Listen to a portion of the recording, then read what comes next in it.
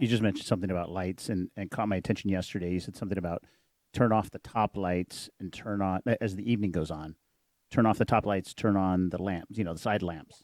Is that to almost simulate a sunset kind of thing? Is that part of it?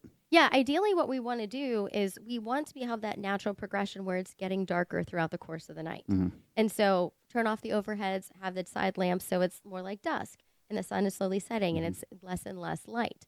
That's why if you really are going to watch TV, one, it's better to do the TV than the iPads because it's further away from your face. It's less of that light impact.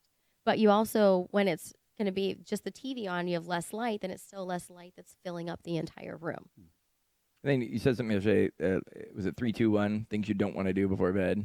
So a lot of people will talk about a 3-2-1 strategy. So about 3 hours before bed, not doing your exercise. About 2 hours before bed, not eating very heavy. About 1 hour before bed, really trying to start to avoid the screens and the light and a lot of those things as well. Because again, we want our brain to know and to be able to prepare for bed.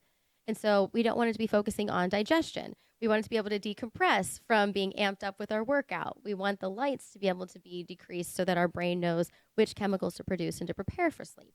That's where we run into trouble with And finally, we'd like to thank Amundi Pioneer for sponsoring this podcast and our time with Dr. Milanak.